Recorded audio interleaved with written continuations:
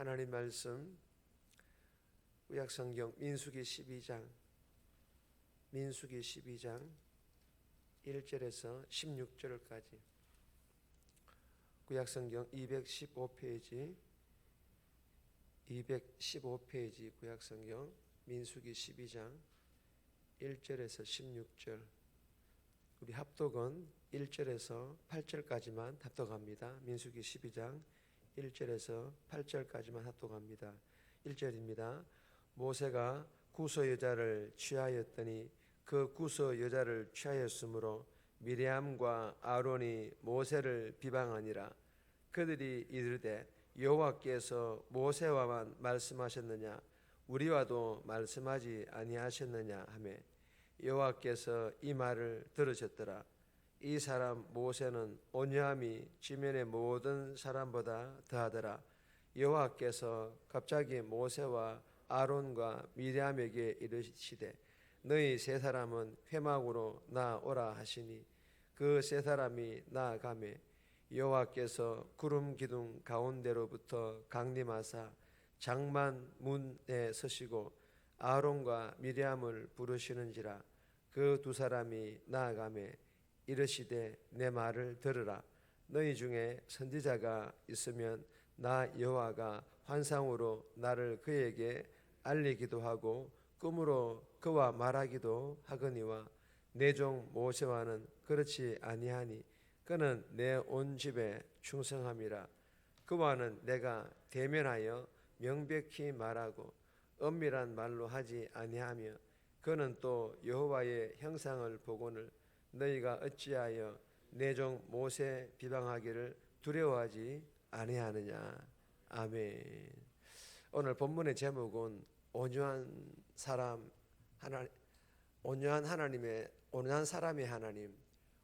사람의 하나님이란 제목입니다.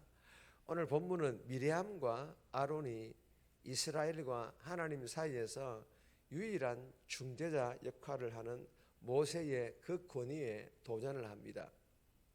그러자 하나님께서 그들의 그 교만을 벌하시고 모세의 그 지위를 지켜주신다라는 그런 내용의 본문입니다. 오늘 이 본문을 통하여 우리에게 주시는 첫 번째 교훈입니다. 두 마음으로 하나님을 속이지 말라. 두 가지 마음으로 하나님을 속이지 말라라는 그런 교훈입니다. 1절 2절 말씀인데 1절 말씀 보시면 모세가 구소 여자를 취하였더니 그 구소 여자를 취하였으므로 미리암과 아론이 모세를 비방하니라. 여러분 2절에 보시면요 여호와께서 이 말을 들으셨더라.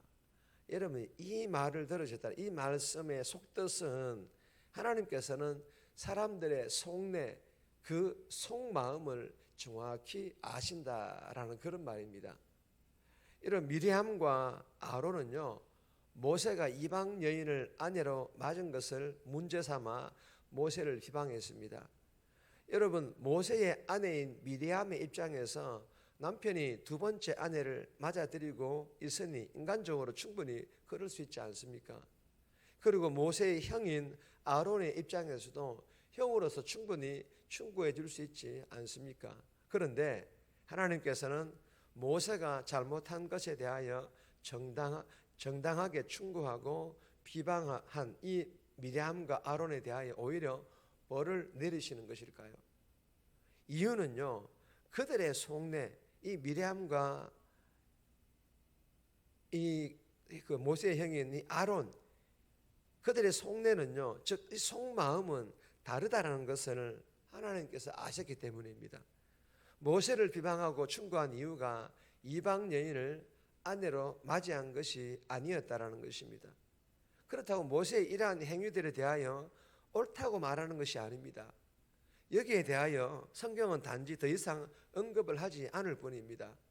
이것보다 더 중요한 문제를 다루려고 하는 것뿐입니다. 여러분 겉으로 보기에는 정당한 문제 제기하는 것처럼 당연히 비방받아 마땅한 것처럼 보이지 않습니까? 하지만 그들의 진짜 속내는 여호와께서 모세와만 말씀하셨느냐 이 말 속에 그들의 속내 즉 속마음이 드러난 것입니다. 즉 하나님께서는 모세와만이 아니라 우리와도 말씀하셨다라는 것입니다. 여러분 본문 당시에는 하나님께서 모세를 부르시고 모세에게 말씀하셨고, 그리고 모세는 이스라엘 백성들에게 하나님께로부터 들은 하나님 말씀을 전달하도록 하나님께서 그렇게 만들어 놓으셨습니다. 그리고 모세와는 하나님과 대면했다라고 말씀하고 있습니다. 그런데 모세, 너와만 하나님께서 말씀하신 것이 아니다, 우리와도 말씀하셨다라고 말하는 것은 거짓말이며, 그리고 하나님의 종이자 이스라엘의 민족 지도자인 모세의 권위에 맞서는 것이며, 그리고 자신들도 모세와 동등한 위치에 있다고 하는 교만의 극치를 보여주는 그런 말입니다. 이 모습이 그들의 모습이라는 것입니다.